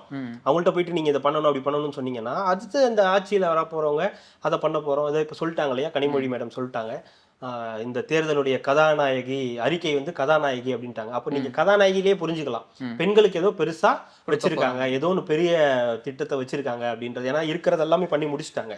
எல்லா 2021 கொடுத்த அத்தனை வாக்குறுதிகளும் செஞ்சு முடிச்சுட்டதுனால இப்போ 2026க்கு தேர்தலில் வாக்குறுதியாக கதாநாயகியை வந்து தயார் பண்ணி வச்சிருக்காங்க. ஸோ அந்த கதாநாயகியை வந்து பெரிய அளவுக்கு கொண்டு போவாங்க. அதுக்குள்ள அது எல்லாத்தையும் மாத்திடுவாங்க. என்ன நடக்கணும், என்ன பண்ணணும் வந்து ஆமா இளம் விதவைகள்லாம் குறைஞ்சிட்டாங்க. அதனால வந்து இப்போ வந்து வேற புது திட்டங்களை வந்து கொண்டு வர டார்கெட் வச்சிருக்காங்க. குறைஞ்சிருவாங்க, இன்னும் குறையும், பயங்கரமா குறையும். இருந்தா தானே குறையறதுக்கு மொத்தமா போய் சேர்ந்துருவாங்க. அதுதான் நான் சொல்றேன், இருந்தா தானே இல்லை குறையறதுக்கு. நான் மொத்தமா அழிச்சிட்டா இல்ல. தூய்மை பணியாளர்கள் பிரச்சனை, பணியாளர்கள் பிரச்சனை, தூய்மை பணியாளர்கள் பிரச்சனைன்னு சொல்லும் போது இன்னொருத்தர் ஞாபகம் வராரு. நீங்க அதை வச்சிருக்கீங்கன்னு நினைக்கிறேன். அடுத்து மா சுப்பிரமணியம் அவர்கள். ஆமா. ஸோ நேற்றே நம்ம பேசணும். அவருக்கு இந்த சம்பவம் பீகார் மாநிலத்தில் என்ன நடந்ததுன்ற அந்த சம்பவமே தெரியல. அவரே கேட்டுட்டு தான் எடுக்கிறாங்க, இது பண்றாங்க, போயிட்டு இருக்கு, இன்வெஸ்டிகேஷன் போயிட்டு இருக்குனாரு. அதுலயும் ஒன்று சொல்றாரு, தற்காலிக பணியாளர்கள் வந்து இந்த மாதிரி போராடுறாங்களே, மருத்துவ பணியாளர்கள் போராடுறாங்க கேட்டா தேர்தல் நேரத்துல வந்து போராடுறதெல்லாம் ஃபேஷன் ஆகிடுச்சு அப்படின்னு சொல்றாரு. எதுங்க ஃபேஷன்? நீங்க சொன்ன வாக்குறுதியை தாங்க கேட்கறாங்க. அவங்க ஒன்றும் புதுசா வந்து தேர்தல் நேரத்துல பண்ணக்கூடாதுன்னு எதுவும் சட்டம் இருக்கான்னு? தேர்தல் நேரத்துல பண்ணாதான் அட்லீஸ்ட் நீங்க வந்து தேர்தல் நேரத்துல பண்ணாலும் நீங்க வந்து பார்க்க மாட்டேங்கிறீங்க. கண்டுக்குவீங்க, அப்பயே கண்டுக்குவாங்களான்னு அப்பயும் கண்டுக்கல. இடைநிலை ஆசிரியர்கள் போராட்டம் என்னாச்சு? எத்தனை ஆசிரியர்கள் மேல வந்து வழக்கு போட்டிருக்காங்க, எத்தனை மூத்த ஆசிரியர்கள் மேல வந்து வழக்கு பாஞ்சிருக்கு. கிட்டத்தட்ட 59 64 ஆசிரியர்கள் மேல வந்து வழக்கு பாஞ்சிருக்கு, இடைநிலை ஆசிரியர்கள் மேல. இப்போ அந்த போராடுறவங்களை பார்த்து ஃபேஷன், இதெல்லாம் ஒரு ஃபேஷனா போச்சு, ட்ரெண்டா போச்சு அப்படின்ற மாதிரி பேசுறாரு. ஏன் உங்களுக்கு அவ்வளோ கோவம் வருது? அப்ப நீங்க என்ன பண்ணிருக்கணும்? எதிர்கட்சியா இருக்கும்போது இப்ப இருக்கிற எடப்பாடி பழனிசாமி மாதிரி போய் பார்த்திருக்க கூடாது. இவர் எவ்வளவு கம்முன்னு இருக்காரு. எங்க நம்ம போனா அடுத்த ஆட்சியில நம்ம கிட்ட இதெல்லாம் கேட்பாங்களே, நம்ம போய் வாக்குறுதி கொடுத்து மாட்டிக்க கூடாது, அதனால நம்ம போகாமலே இருந்துருவோம் அப்படின்னு சொல்லி எப்படி எங்கே இருக்காரோ, சேலத்திலேயே இல்ல அங்க சென்னையிலேயே இருந்துடுறாரோ, நீங்களும் அந்த மாதிரி இருந்திருக்கணும். நீங்க அப்போ 10 வருஷம் ஆட்சியில இல்ல, எப்படியாவது ஆட்சிக்கு வரணும்ன்ற முனைப்பு, எதையாவது பண்ணி ஆட்சிக்கு வந்துடணும். நீட் 4 வருஷம் கம்முன்னு இருந்து கடைசியில வந்து கொடுக்கறதே இது. நீட் தேர்வு ரத்து பண்ணிடுவோம்னு சொன்னீங்க, பணியாளர்களுக்கும் ஊதிய உயர்வு பண்ணிடலாம். நீங்க எதை கேட்டாலும் ஓகே பண்ண முடியும். பழைய ஓய்வு திட்டம் பண்ணிடலாம், போக்குவரத்து ஊழியர்களுக்கு கொடுத்துடலாம், இவங்களுக்கு வீட்டுல ஓய்வு இருக்காங்களே அவங்களுக்கு கொடுத்துடலாம், எல்லாமே கொடுத்துடலாம். இன்னும் எல்லாமே பண்ண முடியும், நம்மளால, நம்ம கிட்ட எல்லாம் இருக்கு அப்படின்னு சொன்னீங்க. ஆனா சொன்னதுல நிறைய நீங்க செய்யவே இல்லை. அப்படி பார்க்கும்போது அதெல்லாம் வரதானே செய்யும். அப்ப நீங்க அதை போய் ஃபேஷன் எப்படி சொல்ல முடியும்? அது ஃபேஷன் கிடையாது. அவங்களுடைய பிரச்சனை எப்போ அட்ரஸ் பண்ணணும்னு அவங்களுக்கு தான் தெரியும். அவங்க ஒன்றும் இன்னைக்கு நேற்று பண்ணல, அவங்க வந்த நாள்ல இருந்து பண்ணிட்டு தான் இருக்காங்க. நீங்க கண்டுக்கல. சரி, நீங்க இன்னைக்கு பண்ணீங்க, இந்த வருஷம் பண்ணுவீங்க, அடுத்த வருஷம் உங்கள்கிட்ட வந்து என்ன சொல்லுவீங்க? கண்டிப்பா நான் முதலமைச்சர் சொல்லிடுறேன், காட்டிடுறேன், எடுத்துடுறேன், அடுத்த வருஷம் 6வது மாசம் நீங்க வந்துருங்க, நம்ம எல்லாத்தையும் முடிச்சிடலான்றீங்க. வந்து பார்த்தா அதே தான். அடுத்த வருஷம் 4 வருஷம் 4.5 வருஷம் முடிஞ்சிருச்சு. சரி இதுக்கு மேல தாக்கு பிடிக்க முடியாது, இப்போ இந்த ஆட்சியை விட்டா கஷ்டம், மேபி மறுபடியும் இவங்க ஆட்சியை வந்துட்டாலும் நம்மளால பண்ண முடியாது, அதனால இப்பவே போராட்டத்தை அறிவிக்கின்றாங்க. இதுல எது தப்பும் கிடையாது. இதுக்கு இன்னைக்கு மறுப்பு தெரிவிக்கிறாங்க, நான் அப்படி சொல்லல, நான் வேற சொன்னேன், அது வந்து தப்பா புரிஞ்சுக்கிட்டாங்க அப்படிலாம் சொல்றாங்க. நீங்க சொன்னது இதான் ஸ்டேட்மெண்ட், ஃபேஷன்னு சொன்னீங்க, அது அப்படிதான், அது ஃபேஷன் கிடையாது, அவங்களுடைய உரிமையை கேட்கறாங்க.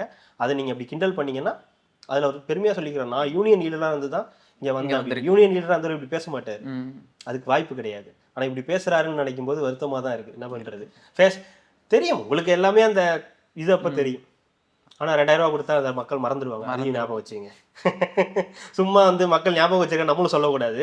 1000 ரூபா 2000 ரூபா கொடுக்கும்போது பரவாயில்ல 2000 கொடுத்துட்டாங்கல்ல ஓட்டு போடலாம்ல அப்படின்ட்டு மக்களும் வந்து ஓட்டு போட்டுருவாங்க. 5000 ரூபா கொடுத்தேன்னா நான் யாருன்றதே மறந்துடுவாங்க. அதுக்கும் வாய்ப்பு இருக்கு. ஆனா மக்கள் அவ்வளவு முட்டல் கிடையாது. ஒரு சிலருக்கு அப்படி இருக்கலாம், ஆனா ஒரு சிலர் ரொம்ப தெளிவா வச்சிருப்பாங்க. நம்ம சொன்னோம் இல்லையா, நீங்க சொன்ன மாதிரிதான் பணக்காரன் ஓட்டு போட வர மாட்டான், ஏழை அந்த நேரத்துக்கு யோசிப்பான். ஆனா மிடில் கிளாஸ்னு ஒருத்தன் இருக்கான், அவனுக்கு என்னெல்லாம் பிரச்சனை இருக்கோ அதெல்லாம் கொண்டு போய் அங்கதான் காட்டுவான், நீ எனக்கு வேணாண்டா அப்படின்ட்டு போட்டு வந்து தெரியும். பெரும்பாலானவர் இங்க மிடில் கிளாஸ்ன்றது தெரியாம இவங்க பண்ணிட்டு இருக்காங்க. HPVன்ற தடுப்பூசிக்காக ஒரு விழிப்புணர்வுக்காக ஒரு ஆடு ஒண்ணு எடுத்து அந்த கல்வித்துறை பாடலை கேட்டு அந்த கதைனே. ஆமா அந்த அக்கா தான். ஏன்னா உனக்கு ஊர் உலகத்துல வேற ஆளே கிடைக்கலையா, இன்ஸ்டாகிராம்ல பெய்டு, அது இந்த பெய்டு வீடியோ இன்ஃப்ளூயன்சர்ஸ் கூட பரவாயில்ல, ஏதோ நல்ல விஷயத்துக்காக. இந்த பெய்டுன்னு சொல்லி ஒரு சில விஷயங்கள் எல்லாமே பெய்டு இல்ல, அது வந்து சப்ஸ்கிரிப்ஷன்ஸ். பெய்ட் சப்ஸ்கிரிப்ஷன் தான், அதுக்கு வேற ஏதோ ஒரு பேர் இருக்கு. உங்களை கூட்டிட்டு வந்து ஆட் எடுத்து வச்சிருக்கீங்களே திட்டம், சரி ஓகே, நீங்க வந்து ஒரு நல்ல விஷயத்த தான் சொல்லுவாங்க. ஆனால் அதுக்குன்னு ப்ரொமோட் பண்ணுறதுக்கு யாருன்ற ஒரு விஷயம் இருக்குது. அதுக்கு நிறையா வந்து கண்டனங்கள் எழும்பிட்டே வருது. எப்படி நீங்கள் வந்து ஒரு ஆபாச நடிகையை வச்சு நீங்கள் வந்து ஒரு விளம்பரம் எடுக்கலாம் அப்படின்ற மாதிரி ஒரு கண்டனங்களும் வருது. இது நம்ம எப்படி பார்க்கலாம்? இது தொடர்ந்து இப்போ ரீசெண்ட் இயர்ஸில் இது நடந்துக்கிட்டு இருக்கு. கடந்த காலங்களில் இந்த மாதிரிலாம் பெரிய அளவுக்கு நடந்தது கிடையாது. ஏதாவது ஒரு விழிப்புணர்வுனா கூட இப்போ உங்களுக்கு சிவகார்த்திகேயன் கூட ஒரு விழிப்புணர்வில் நடிச்சிருக்காரு. அது வந்து பார்த்தீங்கன்னா இந்த குட் டச் பேட் டச் பற்றிலாம் நடிச்சிருக்காரு. எங்கெல்லாம் கை வைக்கணும் வைக்கக்கூடாது, அதுவும் பெண்கள் வந்து பெண் பிள்ளைகளுக்கு எங்கே கை வைக்கணும் கை வைக்கக்கூடாதுன்ற மாதிரியான விழிப்புணர்வோட இதெல்லாம் ஆட்லாம் நடிச்சிருக்காரு. அந்த மாதிரி கூட நீங்கள் வந்து கூப்பிட்டு பண்ணலாம். அது மாதிரி ஒரு ரொம்ப குழந்தைகளுக்கு பிடித்தமான ஒரு நடிகர் அப்படின்னும் போது விஜயோ சிவகார்த்திகேயனோ இவங்கெல்லாம் பண்ணும்போது பெரிய அளவுக்கு ரீச் ஆகும், அது தப்பாகவும் இருக்காது. அது மாதிரி ஓட்டு போடுறதுக்காக சில பேர் வந்து இந்த மாதிரிலாம் பண்ணுவாங்க. ஆனால் இப்போ இருக்கக்கூடிய இந்த சமூகத்தில் இன்ஸ்டாகிராம் இன்ஃப்ளூயன்சர்ஸை ஓவராக ஹைப் பண்ணி அவங்கள ஒரு செலிபிரிட்டி மாதிரி ட்ரீட் பண்ணி அவங்கள வந்து என்னமோ இதுக்கெல்லாம் கூப்பிடுறது. இப்போ இந்த விஷயத்துக்கு வரதுக்கு முன்னாடியே பார்த்தீங்கன்னா நிறைய இடங்கள்ல இந்த இன்ஸ்டாகிராம் இன்ஃப்ளூயன்சர்ஸ்னு சொல்லி கூப்பிடுவாங்க. அதுவும் காலேஜில் கூப்பிடுவாங்க. எதுக்குங்க காலேஜில் போய் இவனுங்களை கூப்பிடுறீங்க அப்படின்ற அளவுக்கு இருக்கும். அவன் ஒன்றுமே பண்ணியிருக்க மாட்டான், அந்த சும்மா அதில் போயிட்டு அவங்களும் அவன் ஒய்ஃபும் இருக்கிற மாதிரியான வீடியோக்கள், அவங்க 2 பேருக்குள்ள லவ் இருக்கிற மாதிரியான அது இதுன்னு என்னென்னமோ கட்டுறாவியெல்லாம் போடுறது. அப்புறம் இந்த இன்னொருத்தன் வந்தான் நடுவுல, ஒரு சாமியார் ஒருத்தன் வந்தான் அந்த ஸ்கூல்ல போயிட்டு. ஆமா அகோரி இல்ல, இன்னொருத்தன் ஒரு சாமியார் ஒரு ஆளு, அந்த பையன் கூட மகாவிஷ்ணு, அவன் வந்து கூப்பிட்டு வந்து பேசி அது பெரிய பஞ்சாயத்தாச்சு. அப்போ கூட அன்பில் மகேஷ் வந்து பயங்கரமா பொங்கி வந்து எங்க ஏரியால வந்து நீ என்ன பண்றன்ற மாதிரிலாம் போட்டு பயங்கர அதுக்கப்புறமேட்டு தான் பார்த்து கூப்பிடணும், காலேஜ்ல கூப்பிடுறதுக்கெல்லாம் கூட ஆட்களை வந்து பார்த்து கூப்பிடணும் இன்ஸ்டாகிராம்ல அப்படின்லாம் சொல்லி பேசினாங்க. இப்போ வந்து பார்த்தா ஒரு அரசு சம்பந்தப்பட்ட, அதுவும் ஒரு பள்ளிக்கூடத்துல ஒரு பண்றதுக்கு ஒரு இன்ஸ்டாகிராம் இன்ஃப்ளூயன்ஸை கூப்பிடுறாங்க. சரி, அந்த இன்ஸ்டாகிராம் இன்ஃப்ளூயன்சர்ஸ் யாரு, ஏதாவது ஒரு டீச்சர் மாதிரியான ஒரு நபரா, இல்லை வேற ஏதாவது விழிப்புணர்வாக ஏதாவது பண்ணியிருக்காங்களான்னு பார்த்தா எதுவும் கிடையாது. ஆபாசமாக இருக்கக்கூடிய ஒரு இன்ஸ்டாகிராம் இன்ஃப்ளூயன்சர்ஸ். அவங்க போட்டிருக்க ரீல்ஸ் இதெல்லாம் வீடியோஸ்லாம் பார்த்தீங்கனாலே தெரியும். அதில் நீங்கள் சொல்ற மாதிரி அந்த பெய்டுக்குன்னு தனியாக, பெய்டு சப்ஸ்கிரிப்ஷன்ஸ்க்குன்னு தனியாக அவங்க வந்து சில இதெல்லாம் வச்சிருக்காங்க, கேட்டகரி வச்சிருக்காங்க. அதுக்கேற்ற மாதிரியான இது வீடியோக்கள்லாம் போடுவாங்க போல அதில். ஸோ அவங்கள மாதிரியான நபர்களை கூப்பிட்டு ஒரு பள்ளியில ஒரு விழிப்புணர்வுக்காக அந்த HPVன்ற அந்த ஊசியை போறதுக்கு, அது வந்து பாத்தீங்கன்னா ஒரு நல்ல திட்டம் தான். கிட்டத்தட்ட தனியார்ல போய் போட்டா அது 28,000 ரூபாய் அந்த ஊசியோட விலை. ஆனா அது நம்ம கவர்மெண்ட் வந்து ஃப்ரீயாவே போடணும், 14 வயசுல இருந்தே அதை வந்து போடலாம். அப்புறம் இந்த கருத்தடை வாய் புற்றுநோய் அதுக்காகவும் சேர்த்து வந்து இந்த விழிப்புணர்வு. யாரை வச்சு இன்ஃப்ளூயன்ஸ் பண்றீங்க, யாரை வச்சு ஒரு விஷயத்தை ப்ரொமோட் பண்றீங்கன்றதுக்கு இல்லையா. இப்போ நீங்க நடிகர் இந்த மாதிரி சொல்ல விஷயங்கள், விஜய் அவர்களை பற்றி மற்றவர்களை பார்த்து அரசியலுக்கு வரக்கூடாது, எம்ஜிஆர் அப்படின்னு எவ்வளவோ பேசியிருக்கீங்க. ஆனா ஒரு பள்ளி கல்வித்துறையில அமைச்சர் அன்பில் மகேஷ் இருக்கக்கூடிய ஒரு துறையில ஒரு இன்ஸ்டாகிராம் இன்ஃப்ளூயன்சரை வச்சு, அதுவும் இந்த மாதிரி வீடியோ போடக்கூடிய ஒரு நபரை வச்சு நீங்க வீடியோ போடுறீங்கன்னா, ஒண்ணு உங்களுக்கு அந்த விஷயமே தெரியாம இருந்திருக்கணும், இல்ல உங்களுக்கு கீழே உள்ள அதிகாரிகள் இந்த மாதிரி ஏதாவது ஒண்ணு பண்ணியிருக்கணும், காசு கம்மியா கொடுத்து இல்லை அந்த மாதிரி ஏதாவது பண்ணியிருக்காங்களான்னு தெரியல. தெரியல இது எப்படி எதை வச்சு இவங்கெல்லாம் செலக்ட் பண்றாங்க. முதல்ல இந்த இன்ஸ்டாகிராம் இல்ல அதை இன்ஃப்ளூயன்சர்ஸ் எப்படி பார்த்தீங்கன்னா செலக்ட் கவர்மெண்ட்டுக்குன்னு பண்றாங்கன்னு தெரியல. பார்த்தீங்கன்னா அப்படியே கொடுத்துருவாங்க. எங்களுக்கு இந்த திட்டம் வந்து இதுதானே ஒரு பிரைவேட் ஒரு ஏஜென்சிட்ட வந்து கொடுத்துருவாங்க. எங்களுக்கு இந்த மாதிரி ஒரு ஆட் ஒன்று பண்ணி இல்ல கொடுத்துருங்க. ஜோ குடுக்கலாம் ஜோ. அது குடுத்தாலும் அதெல்லாம் செக் பண்ணுவாங்கல்ல. யார் இவங்க என்ன பண்ணி இல்ல அன்பில் மகேஷ்க்கு இருக்கிற அந்த பல்வி கல்வித்துறை இதுல அன்பில் மகேஷ்க்கு இருக்கிற அந்த இதுக்கு அவர் யாரை வேணாலும் கூப்பிட்டு பண்ணியிருக்க முடியும். ஏன்னா நீங்க கல்வி திருவிழா நடத்துறீங்க. அதுல சிவகார்த்திகேயன் வராரு, மற்ற பெரிய நடிகர்கள்லாம் வராங்க. நீங்க உங்களுக்கு தோதான நடிகர்களை வச்சு பண்ணியிருக்கலாம். ஏன் சத்யராஜ் மகள் அவங்க ஒரு டாக்டர் தானே, அந்த இது சம்மந்தப்பட்டவங்க தானே, அவங்கள வச்சு நீங்க அதை பண்ணியிருந்திருக்கலாமே.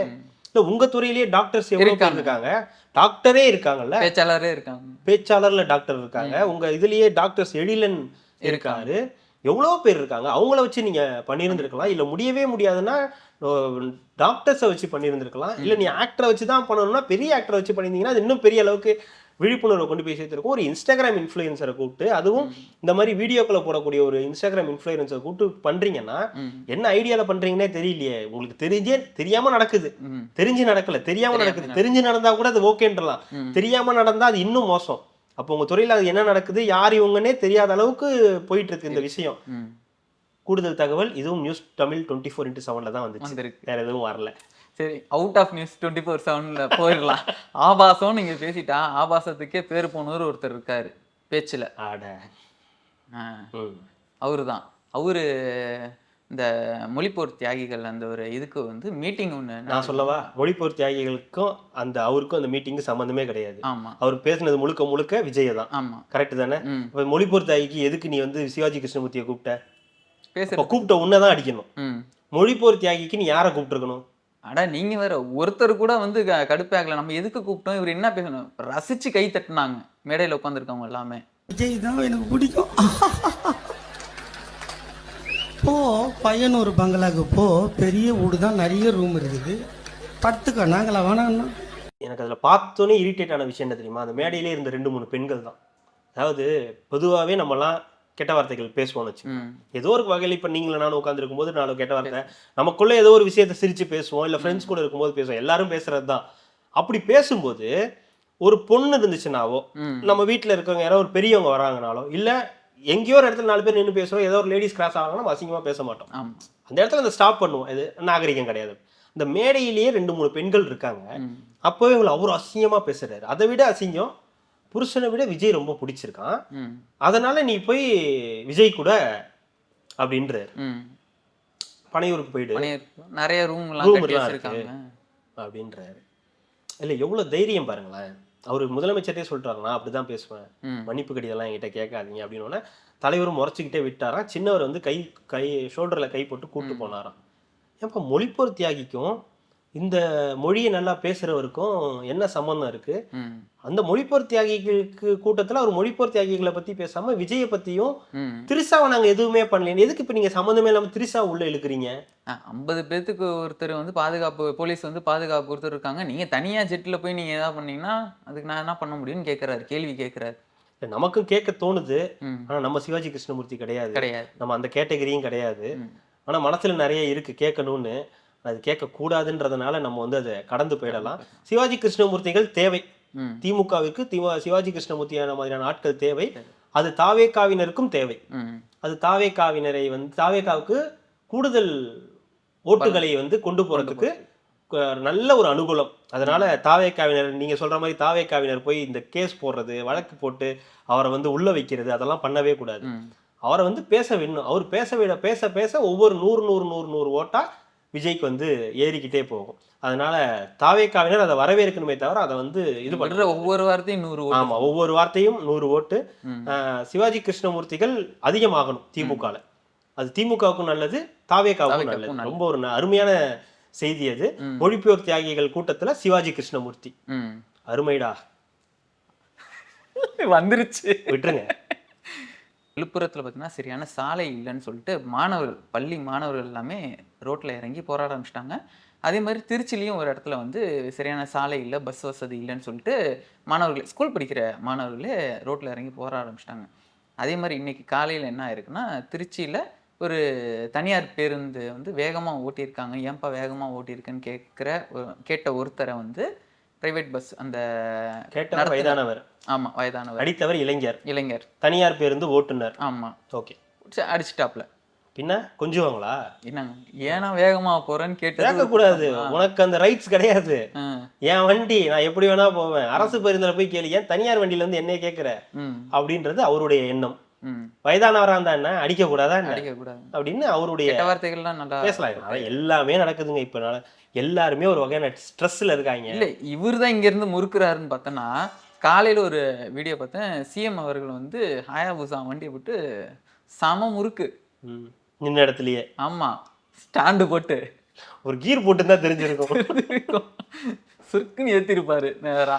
அங்க எங்கேயோ பனைமரமா ஏதோ ஒண்ணு இருந்துச்சு, அது மேல ஏத்திருப்பாருன்னு நினைக்கிறேன். இது எப்படி பார்க்கலாம்? அவர் வண்டி ஓட்டுறது, அவர் வண்டி ஓட்டுறது இல்ல, அவர் சைக்கிள் ஓட்டிலாம் நிறைய பார்த்துட்டோம். வண்டியில நின்று ரேஸ் கொடுத்தது இன்னைக்கு பார்த்தாச்சு. அதை விடுங்க, அதை கடந்து போவோம். ஏதோ இலவச பஸ், இலவச பஸ், இலவச புது வண்டியை பார்த்தா எல்லாருக்கும் ஒரு ஆர்வம் இருக்கதான் செய்யும். அது மாதிரி முதலமைச்சருக்கும் இந்த ஆர்வம் இருந்திருக்கும். வண்டியை ஓட்டி சும்மா ரேஸ் பண்ணி பார்த்துருப்பாரு. நாட்டில் நடக்கிற பிரச்சனையை விட்டுட்டு வண்டியை ரேஸ் பண்ணி பாக்குறதுன்னு போது அதே மாதிரி தானே. அவர் ஒரு இளைஞர், அவர் கையில ஒரு பஸ், நீ 2 வீலர் கிடைக்கும் போது இப்படி முன்னா அவர் கையில பெரிய ஒரு 4 வீலரே ஒண்ணு கிடைக்குதுன்றப்ப அவர் விட்டு திருவா 4 வீலர் இருக்கும்போது முறுக்கலாம். உள்ளார ஒரு 30-40 உயிர் இருக்கே, அதை முறுக்கிட்டு போயிடுச்சுன்னா என்ன பண்றது? அதை பத்தி எனக்கு கவலை இல்லை. ஓட்டும் போது பின்னாடி உட்காந்துருக்கவங்க பத்தி எல்லாம் நம்மளுக்கு கவலை கிடையாது. கவலைப்படணுங்க, அதுதாங்க ஓட்டுநரோட வேலை. இத்தனை பேரோட உயிர் நம்ம கிட்ட இருக்குன்றதுதான் ஓட்டுநர்களுடைய எண்ணமா இருக்கும். முதல்ல அவங்க உயிரை விட இத்தனை பேரோட உயிரை காப்பாற்றணுன்றதுதான் அவங்களுக்கு சொல்லப்படக்கூடிய ஒரு முக்கியமான செய்தியே. நீங்க சொன்னபடி இது எல்லாமே இப்போ ரொம்ப அதிகமாயிட்டு. தனியார் இது வந்து தனியார் நடந்தது இல்ல, பள்ளி மாணவர்களா இருக்கட்டும், பள்ளி மாணவர்களுக்கு நடக்கக்கூடிய இதுவா இருக்கட்டும், இந்த மாதிரி பேருந்துகள் இப்பெல்லாம் சொல்றாங்க இலவச பேருந்துன்ற. அடுத்து எடப்பாடி வேற ஆண்களுக்கும் இலவச பேருந்து. ஏற்கனவே அந்த தொழில் வந்து ரொம்ப நஷ்டத்துல தான் போயிட்டு இருக்கு. போக்குவரத்து துறை ரொம்ப நஷ்டத்துல தான் போயிட்டு இருக்காங்க. ஏற்கனவே இங்க பழைய பஸ்கள் தான் ஏகப்பட்டது இங்க நடமாடிக்கிட்டு இருக்கு. ஒரு சைடு போகுது, டயர் இல்ல இதுல ஃபர்ஸ்ட் படியில கலச்சா 2வது படி கீழே விழுந்துருது. இல்ல போயிட்டு இருக்கும்போது நடுவுல ஒரு ஓட்டை தெரியுது. இல்ல இங்க அந்த மாதிரி ஏகப்பட்ட பஸ்ஸுகள் இந்த மாதிரி இருக்கு. நிறைய புது பஸ் எல்லாம் விடுறாங்க. அதெல்லாம் இந்த கட்டணம் அதிகமான ஏசி அந்த மாதிரியான பஸ்ஸும் அதிகமா இருக்கு. ஏற்கனவே இருக்கு அந்த பழைய பேருந்தும் அதுலயே இன்னொன்று அதையே பேட்ச் ஒர்க் பண்ணி அதையும் ரொட்டேட். இலவச பேருந்துகள் எல்லாமே வந்து பேட்ச் ஒர்க். ஆமா, அது இந்த பெயிண்ட் அடிச்சு அந்த மாதிரியும் வந்து போகுது. ஸோ அதெல்லாம் வந்து மாற்றணும். அது இந்த குழந்தைகளை வச்சு பண்றது, அவங்கள வச்சு தள்ள விடுறது, இதெல்லாம் வந்து தெரியல. எனக்கு இதுக்கு பதில் இல்லை. நீங்களே ஏதாவது இருந்தா ஃபீல் பண்ணிக்கணும். எனக்கு டயர்டா இருக்கு இதுக்கெல்லாம் பதில் சொல்லி. இந்த சி ஓட்டர்ஸும் இந்தியா டுடேவும் சேர்ந்து ஒரு கருத்து கணிப்பு எடுத்திருக்காங்க. கருத்து திணிப்புல ஒரு விஷயம் திணிச்சு விட்டுருக்காங்க. திமுகக்கு 45%. அப்புறம் என்ன, ஆட்சியை கையில கொடுத்துட்டு கிளம்ப வேண்டியதானே? பத்தாதுல இதெல்லாம் சிறுபான்மையினர் இவங்கெல்லாம் போட்டுருந்தாங்கன்னா நாங்க வந்து ஒரு 80-90 எதிர்பார்த்துட்டு இருக்கோம். நீங்க என்ன 45 ஜஸ்ட் பாஸ்லாம் எங்களுக்கு வேணாங்க. இல்ல சமீபத்துல அப்படிதான். இப்போ தாவேக்கால நாங்க 40% இப்பவே தொட்டுட்டோம்னு சொல்லி பேசினோன்னே எல்லாருமே கொந்தளிச்சாங்க. 40% வந்துருச்சா, அப்புறம் ஏன் கஷ்டப்படுறீங்க, அப்புறம் ஆட்சியை தூக்கி விட்டு கொடுத்துட்டு கிளம்ப வேண்டியதானே, எதுக்கு நம்ம அவ்வளவு கஷ்டப்பட்டுக்கிட்டு இருக்கணும் அப்படின்னு நிறைய பேர் வந்து சொன்னாங்க. அது நியாயமான கருத்து தான். 40% ஒரு கட்சி புதுசா வரும்போதே 40% வந்துட்டோம்னு சொல்றதுலாம் அதீத நம்பிக்கை. ஆனா அது அவங்க என்ன நினைக்கிறாங்கன்னா, இப்படிலாம் சொன்னா நமக்கு இருக்கு, அதனால நம்ம ஓட்டு போடுவாங்கன்ற உங்களுக்கு ஒரு எண்ணம் இருக்கு. இது வந்து இந்தியா டுடேவும் சி ஓட்டர்ஸும் சேர்ந்து அப்பப்போ நடத்தக்கூடிய ஒரு கருத்து கணிப்பு. அது வந்து இன்னைக்கு வந்துருச்சு. திமுகவை யாரும் வெல்ல முடியாது. மூதேவி, அது நாடாளுமன்ற தொகுதியில எடுத்தது மூதேவி. இது நடக்கிறது சட்டமன்றம்.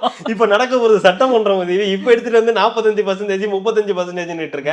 45%ன்றது கூட நாடாளுமன்ற தொகுதியோடது. அதெல்லாம் நாடாளுமன்ற தொகுதி அப்போ அதிமுக பிரிஞ்சிருந்துச்சு. நிறைய பேர் உள்ள இல்லை. இப்போ டிடிவி வந்திருக்காரு, பாஜக உள்ள வந்திருக்கு, எல்லாம் சேர்ந்து நிற்கிறாங்க. அப்போ அவங்களோட ஓட் பர்சன்டேஜ் என்னவா இருக்குன்றத பாருங்க.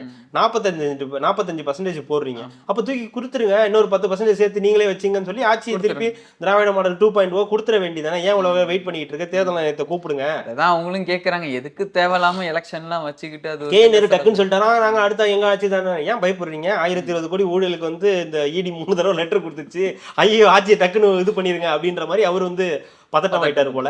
பெண்களுக்கு நிறைய கொடுத்துட்டோம், சிறுபான்மையர் எங்களுக்கு தான் இதெல்லாம் ரொம்ப கம்மி அப்படின்னு 70-80% வரும்னு எதிர்பார்க்கறாங்க போல. தாவேக்காவுக்கே 40னா திமுக கேட்கணுமா? 75 வருட கட்சி, ஒரு 70-80 வந்ததுன்னா சந்தோஷமா இருப்பாங்களா உங்களுக்கு? அதிமுக எல்லாம் ஒண்ணும் கிடையாது. அதுல தாவேக்காவுக்கு ஒரு 15 கொடுத்துருக்காங்க, 22%. ஆமா 22%. அதுல 15 தாவேக்காவா. அப்ப 7 வந்து 7ல இது நாம் தமிழர் கட்சி மற்றவை அதெல்லாம் வந்து சேர்த்துக்கணும். உங்களுக்கு புரியுதா? இப்போ என்னன்னா இந்த கருத்து கணிப்புகள் எல்லாமே நம்ம பார்த்துட்டு தான் இருக்கோம். சாணக்கியாவும் தினமலரும் சேர்ந்து எடுத்தாங்க. அதுல வந்து பாத்தீங்கன்னா அதிமுக தான் ஆட்சி அமைக்கும் அப்படின்ற வருது. இப்போ சி ஓட்டர்ஸும் இந்தியாவுடைய சேர்த்து இது வந்து இவங்க தான் எடுக்கணும், இவங்க தான் ஆட்சி கொள்வாங்க அப்படின்றாங்க.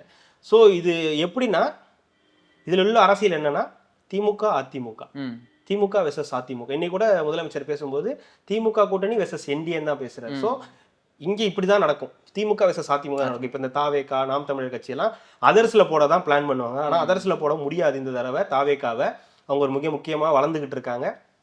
இதுலயே உங்களுக்கு 15% வருது. அதுலயுமே வந்து பாத்தீங்கன்னா 22% கிட்ட வராங்க. ஸோ அவங்க இன்னும் ஒர்க் பண்ணாங்கன்னா இன்னும் பெரிய அளவுக்கு அவங்களுக்கு வாக்குகள் உயரும். இப்போ இருக்கிற சிச்சுவேஷன்ல இந்தியாவுக்குள்ள எங்கேயுமே நீங்க இந்த கருத்து கணிப்பை நீங்க ப்ராப்பரா எடுக்கவே முடியாது. எடுத்த கருத்து கணிப்பு எல்லாமே பீகாரா இருக்கட்டும் எல்லாமே பாருங்க, எல்லாமே நீங்க எதிர்பார்த்ததை விட வேற மாதிரியான ஒரு இடத்த தான் வந்து நின்று இருக்கு. ஸோ கருத்து கணிப்புகள்லாம் ஒரு விஷயமே கிடையாது. அதை நம்ம வந்து இது பெருசா எடுத்துக்க தேவையில்லை. அதுதான் சும்மா அம்பக்குன்றது எல்லாருக்கும் தெரியும். ரிசல்ட்ஸ் வரும்போது எல்லாமே மாறும். அதுக்கேற்ற மாதிரி அவங்களும் வந்து மாத்திப்பாங்க. அதை பத்தி நம்ம பெருசா எடுத்துக்க தேவையில்லை. திருப்பியும் சொல்றேன், இது நாடாளுமன்றத்துக்கு எடுத்தது, இதை திருப்பி இங்க எடுத்துட்டு வராங்க. ஓடி போயிடும் மரியாதையா. சட்டமன்றத்துக்கு எடுத்துட்டு வா, அதுக்கப்புறம் பார்ப்போம். அதுக்கப்புறம் அதை பத்தி பேசிப்போம். கருத்து திணிப்பை பத்தி அப்புறம் பேசிக்கலாம். கண்டிப்பா கார்த்திக், நாளைக்கு வேற புது பிரச்சனைகள்ல வந்து பார்த்து விவாதிக்கலாம். மிக்க நன்றி. புதுப்பேட்டை படத்துல வர மாதிரி தான், உங்களுக்கு நல்லா இருந்தா பிடிக்காது அந்த மாதிரி. கண்டிப்பா அடுத்தடுத்த நிகழ்வுகளை சந்திக்கலாம். மகிழ்ச்சி. என் நெஞ்சில் குடியிருக்கும்